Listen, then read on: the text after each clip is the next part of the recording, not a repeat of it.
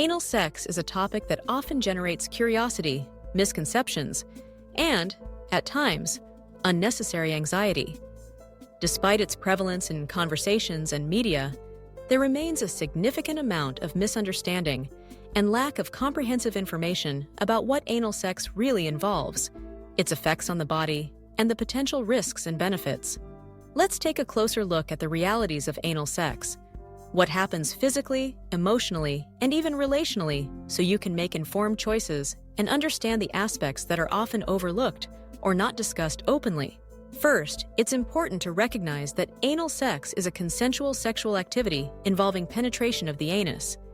It can be part of sexual relationships for people of all genders and orientations. For some, it's a source of pleasure and intimacy. For others, it may hold no appeal. The key is that participation should always be based on mutual consent, trust, and open communication.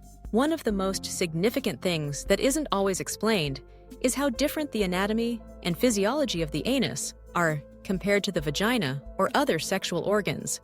The anus is surrounded by two rings of muscles called sphincters. The external anal sphincter is under voluntary control, while the internal sphincter is not.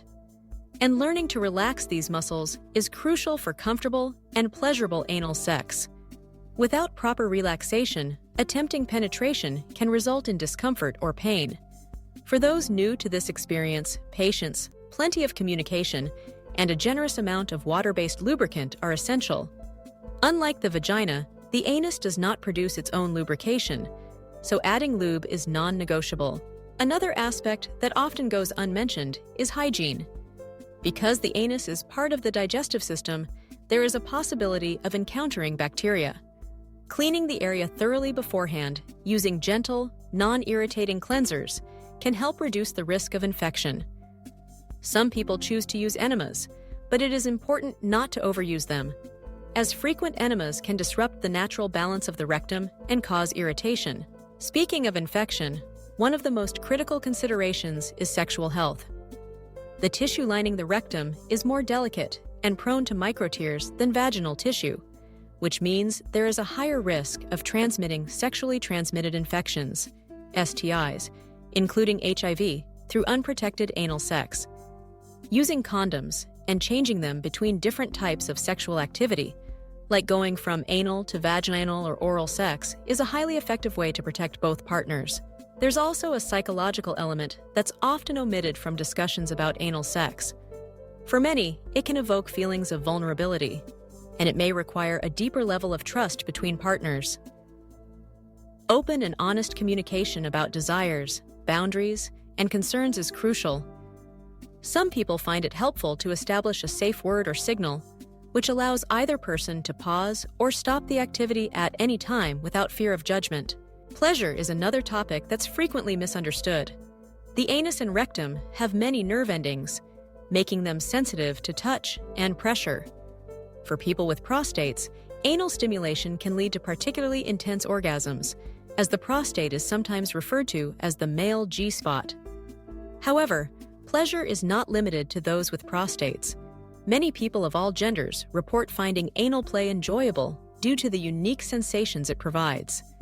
Taking things slowly, starting with external stimulation and gradually working up to penetration, allows the body to acclimate and increases the likelihood of a pleasurable experience. One thing that surprises many people is the importance of preparation and aftercare.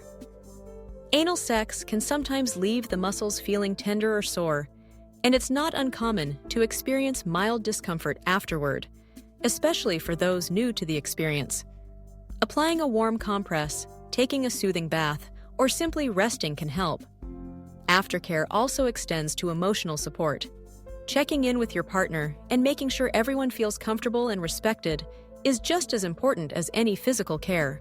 There are also myths and misconceptions that deserve to be addressed. Anal sex, when approached safely and consensually, does not cause long-term damage to the anal muscles or lead to incontinence. The muscles are designed to stretch and return to their normal state. Only repeated, forceful, or non-consensual activity could potentially cause harm. As with any sexual activity, listening to your body and stopping if something feels wrong is critical. Another thing that is rarely mentioned is that not everyone enjoys anal sex, and that's perfectly normal. Sexual preferences are deeply personal, and feeling pressured to engage in any activity you're uncomfortable with is never healthy.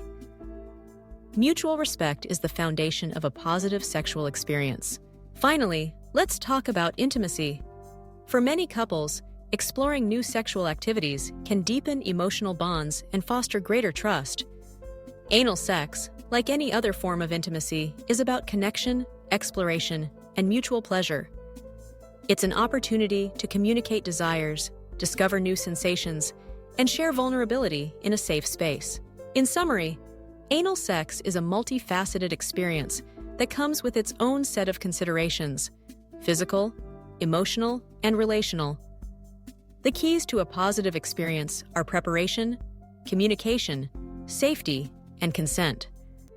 By understanding the unique aspects of anal anatomy, prioritizing hygiene and protection, and respecting each other's boundaries, individuals and couples can make informed decisions that prioritize pleasure, safety, and emotional well-being.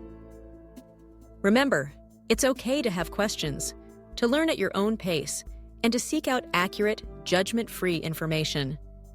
Sexual health is a journey, and being educated is the best way to ensure it's a safe and pleasurable one for everyone involved.